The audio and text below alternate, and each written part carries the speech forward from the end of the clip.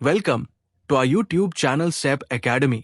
हमारे चैनल की TQA series यानी टॉपिक फिर उस टॉपिक पर best important questions and answers series में आज हम कंप्यूटर के 1942 से लेकर अब तक के क्रमिक विकास के वर्गीकरण को पढ़ेंगे। कंप्यूटर के 1942 से अब तक के हुए विकास को मुख्य रूप से 5 चरणों में वर्गीकृत किया गया है, जिन्हें हम कंप्यूटर की 5 पीढ़ियां भी कहते हैं। इन्हीं पीढ़ियों को जनरेशन भी कहा जाता है। कंप्यूटर के क्रमिक विकास के इस दौर में हर पीढ़ी में कुछ क्रांतिकारी तकनीकी सुधार हुए। हर नई पीढ़ी के साथ कंप्यूटर के आकार छोटे होते गए और उनकी कार्य क्षमता और उनकी आधुनिकता एवं उपयोग क्षेत्र बढ़ते गए। आइए सबसे पहले हम जानते हैं कंप्यूटर के विकास के पहले चरण या पहली पीढ़ी के बारे में। 1942 से लेकर 1956 तक के समय विकसित हो रहे कंप्यूटर प्रथम पीढ़ी के कंप्यूटर कहलाते हैं। इस पीढ़ी के कंप्यूटर आकार में बेहद विशाल और लिमिटेड कार्य क्षमता रखते थे। इस पीढ़ी के कंप्यूटर में प्रोसेसिंग के लिए वैक्यूम ट्यूब्स का इस्तेमाल किया जाता था, जो कि साइज में बड़ी हुआ करती थी। साथ ही साथ इस पीढ़ी के कंप्यूटर में डाटा कोड को प्रोसेसिंग के लिए पहुंचाने का कार्य भी पंच कार्ड से किया जाता था। डाटा को संग्रहित करने के लिए भी चुंबकीय ड्रम का प्रयोग किया जाता था। प्रथम पीढ़ी के कंप्यूटर के कुछ उदाहरण इस प्रकार है।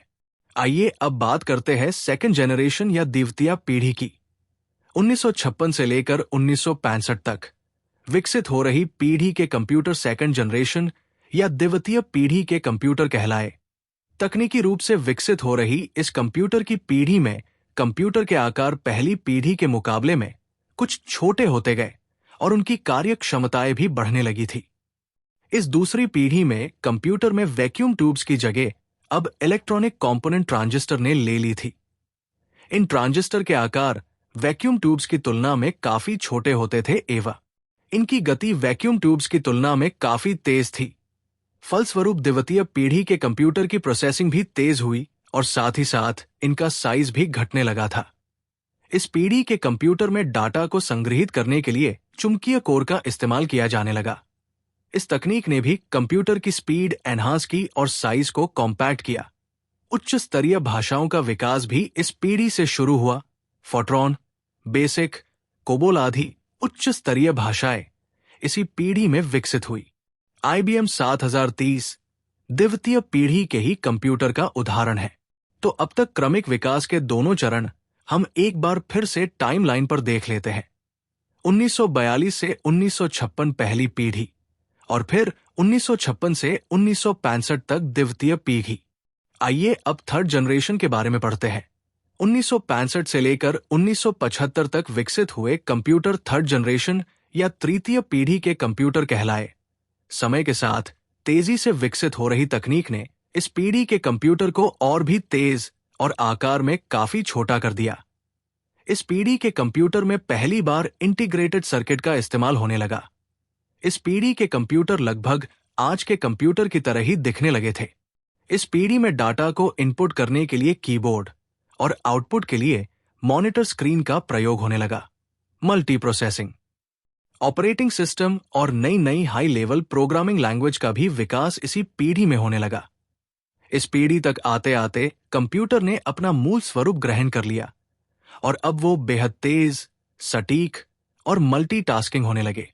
IBM 360 और IBM 370 इसी पीढ़ी के कंप्यूटर थे। अब बात करते हैं फोर्थ जनरेशन यानी चतुर्थ पीढ़ी के कंप्यूटर। 1975 से लेकर 1989 तक विकसित हुए कंप्यूटर चतुर्थ पीढ़ी या फोर्थ जनरेशन के कंप्यूटर कहलाए। इस पीढ़ी में इंटीग्रेटेड सर्किट यानी IK और विकसित स्वरूप लार्ज स्केल एवं very large scale integrated circuit का प्रयोग होने लगा। ये LSI और VLSI पूर्व में विकसित हुई इंटीग्रेटेड सर्किट का ही आधुनिक स्वरूप थी। इस तकनीक ने कंप्यूटर को और भी ज्यादा छोटा और तेज बना दिया। इस पीढ़ी में रियल टाइम और डिस्ट्रीब्यूटेड ऑपरेटिंग सिस्टम का विकास हुआ। इस पीढ़ी में ही पहली बार नेटवर्क का विकास हुआ, जिसे हम आज इंटरनेट के रूप में भी देखते हैं। इसी पीढ़ी में आज तक यूज में आ रही हाई लेवल प्रोग्रामिंग भाषा C और C++ का भी विकास हुआ। कंप्यूटर इसी पीढ़ी के कंप्यूटर का उदाहरण है। अब देख लेते हैं आखिरी वर्गीकृत पीढ़ी, जो 1989 से अब तक विकसित हो रही तकनीक पर आधारित है। यानी कंप्यूटर के विकास के वर्गीकरण में 1989 से लेकर वर्तमान तक के विकसित कंप्यूटर 5th जनरेशन के कंप्यूटर कहलाते हैं। इस पीढ़ी में इंटीग्रेटेड सर्किट के पहले से भी और ज्यादा विकसित स्वरूपीय LSI का प्रयोग हुआ। इस पीढ़ी में स्टोरेज के लिए प्रयोग में ली जा रही मैग्नेटिक और ऑप्टिकल डिवाइसेस का भी बड़े लेवल पर विकास हुआ। इंटरनेट और मल्टीमीडिया ने पूरी तरह से अपनी जगह बना ली। कंप्यूटर अब बेहद तेज, छोटे और पोर्टेबल हो गए। आज वर्तमान में जो आप और हम यूज में ले रहे हैं पॉपुलर ब्रांड्स, ये सब 5th जनरेशन कंप्यूटर ही कहलाते हैं। तो आइए एक बार फिर से टाइमलाइन पर ब्रीफ में देख लेते हैं। 1942 से 1956 प्रथम पीढ़ी, 1956 से 1965 तक द्वितीय पीढ़ी, 1965 से 1975 तृतीय पीढ़ी और 1975 से 1989 तक चतुर्थ पीढ़ी और फिर 1989 से वर्तमान तक विकसित हो रही पीढ़ी 5th जनरेशन कहलाई।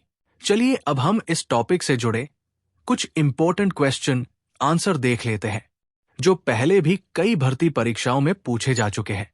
पहला प्रश्न है, सर्वप्रथम ट्रांजिस्टर का उपयोग किस पीढ़ी के कंप्यूटर में किया गया था?